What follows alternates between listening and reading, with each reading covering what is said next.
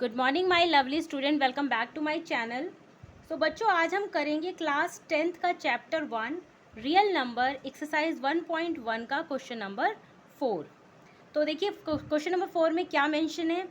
Given that HCF 306 657 equal to 9, find LCM 306 and 657। तो बच्चों इसमें हमें HCF गिवन है और हमें निकालना है LCM।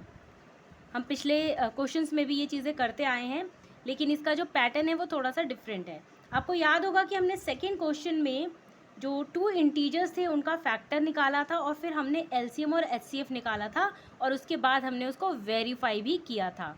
तो ये जो हमने वेरीफाई किया है, हमें कुछ इस मेथड से ये चीज़ें करनी है, जिसमें हमने LCM multiply HCF equal to product of the 2 number mention किया है। तो चलिए एक बार करके देखते हैं। देखिए क्वेश्चन है हमारा HCF ये दिया हुआ है 9, फाइंड करना है हमें LCM जो कि हमें यहाँ पे गिवन है। तो चलिए स्टार्ट करते हैं।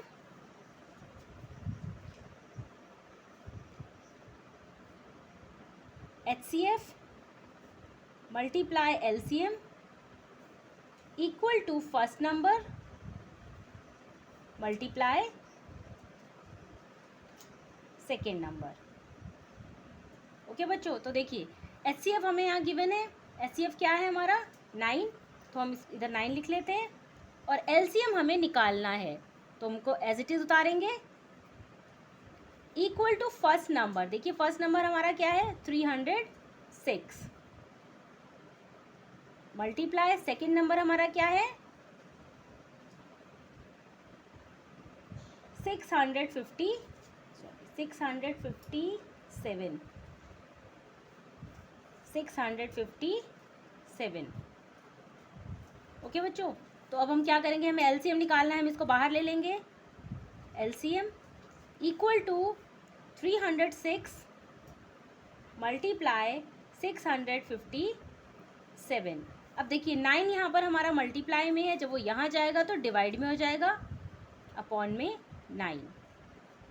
अब हम इसे कट कर लेते हैं। देखिए 9 इसे पूरा चला जाएगा। देखिए 9 1 ज़ा 9, 9 के टेबल में या तो 30 आए या 30 से कम आए, तो यहाँ पे क्या आएगा 9 3 ज़ा 27। तो 30 माइनस 27 कितना होता है 3, यहाँ पे 36 हो जाएगा। तो यहाँ पर हम पहले इसको कर लेते हैं। 9 3 ज़ा 27, यहाँ पे 36 हुआ, तो 9 के टेबल में 36 आता ही है। 9 4 ज़ा 36। LCM इक्वल टू हो गया हमारा 34 मल्टीप्लाई 657। अब अगर आप इसको मल्टीप्लाई करेंगे तो आपका आंसर आएगा 22,338। आप इसको मल्टीप्लाई करके देख लीजिएगा, यही आंसर आएगा आपका। तो ये हमारा निकल गया है LCM। Now next move to the next question. देखिए नेक्स्ट क्वेश्चन है हमारा क्वेश्चन नंबर 5। देखिए क्वेश्चन नंबर 5 में क्या कहा गया है, check whether 6 raise to the power n can end with the digit 0 for any natural number n। ये कह रहे हैं कि चेक करो कि अगर 6 की raise to the power n, यानी n में होता है हमारा नेचुरल नंबर, कोई भी नेचुरल नंबर जो कि मीन्स 1 2 3 4 5 6 ये सारे हमारे नेचुरल नंबर होते हैं, can end with the digit 0। क्या ये इसका जो डिजिट है जो एंड होगा वो हमारा 0 होगा किसी भी नेचुरल नंबर का। तो एक बार हम इसको करके देखते हैं।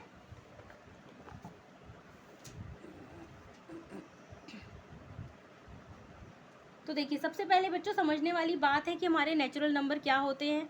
नेचुरल नंबर हमारे होते हैं 1 2 3 4 5, ये सारे हमारे नेचुरल नंबर हैं। अब ये कह रहे हैं कि अगर 6 raise to the power n, यानी कोई भी नेचुरल नंबर 6 का है, यानी जो 6 की रेज टू द पावर कोई भी, चाहे 1 हो 2 हो 3 हो 4 हो, उसका जो एंड हो, यानी जो उसका एंड में नंबर आए वो हमारा 0 हो। जैसे कि मैं लिखती हूँ, चलिए 6 है, मैं एक नेचुरल नंबर लिखती हूँ 6 रेज टू द पावर 1, 1 भी हमारा नेचुरल नंबर है।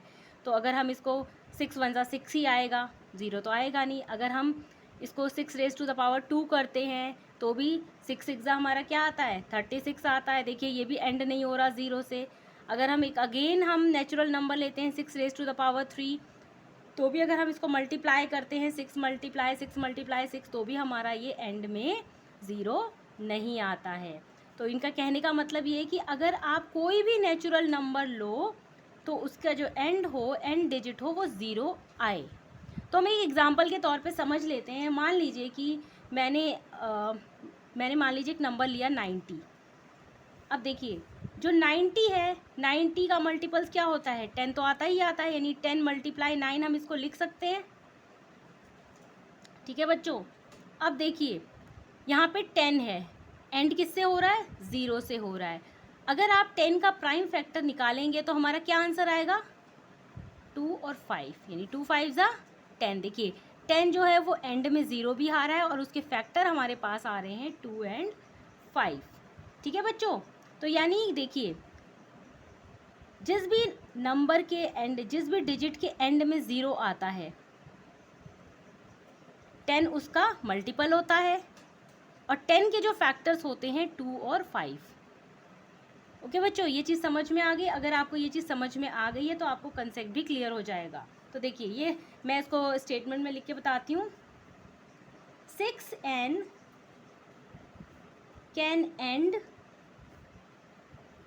with digit 0 if 2 and 5 both are its prime factor। देखिए इसमें ये कहा गया है कि 6n एंड हो सकता है 0 से अगर उसका प्राइम फैक्टर 2 और 5 आए। तो देखिए हम यहाँ पे कह रहे हैं, देखिए यहाँ पे 0 है, ये भी 0 है, ठीक है। तो इसका जो प्राइम फैक्टर क्या आ रहा है, 2 और 5, यानी हम कोई भी डिजिट लें, कोई भी नंबर लें, उसका एंड अगर 2 और 5 आ रहा है तो ये हमारा जो एंड होगा वो 0 से होगा। तो देखिए अब हम 6 को कैलकुलेट करके देखते हैं, 6 का प्राइम फैक्टर निकाल के देखते हैं कि उसमें 2 और 5 आता है। तो देखिए 6n इक्वल टू, अब अगर हम 6 का प्राइम फैक्टर निकालते हैं तो क्या निकलेगा, ऑब्वियसली 2 3 ज़ा 6, और तो कुछ निकल ही नहीं सकता, raise to the power n। तो अब देखिए यहाँ पे 2 है, 2 इसमें भी है, लेकिन देखिए यहाँ पे 3 है, लेकिन यहाँ पे जो 5 है वो यहाँ पर नहीं है। ठीक है, तो क्योंकि इसके जो फैक्टर में 2 तो आ रहा है लेकिन 5 नहीं आ रहा है, तो इसलिए जो इसका एंड होगा वो 0 नहीं होगा। तो इसलिए हम इसको स्टेटमेंट में लिखेंगे, since 5 is not present in the prime factor of 6n, 6n cannot end with the digit 0। तो देखिए ये कह रहा है कि जैसा कि 5 जो है वो प्रेजेंट नहीं है 6n के फैक्टर में। देखिए हमने देखा है ना कि 6n के फैक्टर में 5 प्रेजेंट नहीं है। देखिए 2 और 2 तो प्रेजेंट है, लेकिन यहाँ पे 3 आ गया, यहाँ पे भी 5 आया होता तो ये एंड विद 0 होता, लेकिन यहाँ पे क्योंकि 3 है तो 6n can not be and with the digit 0। तो बच्चों अगर आपको समझ अगर थोड़ा बहुत आया है, अगर नहीं भी आया है तो आप इस वीडियो को रिपीट करके देख सकते हैं, आपको समझ आ जाएगा। अगर आपको मेरी ये वीडियो थोड़ी सी भी यूज़फुल लगती है तो please like and subscribe my channel, ताकि मैं जब भी अगली वीडियो बनाऊँ तो उसकी नोटिफिकेशन आपको ज़रूर मिल जाए। तो अब हम मिलते हैं नेक्स्ट वीडियो में नेक्स्ट क्वेश्चन के साथ। Thank you so much.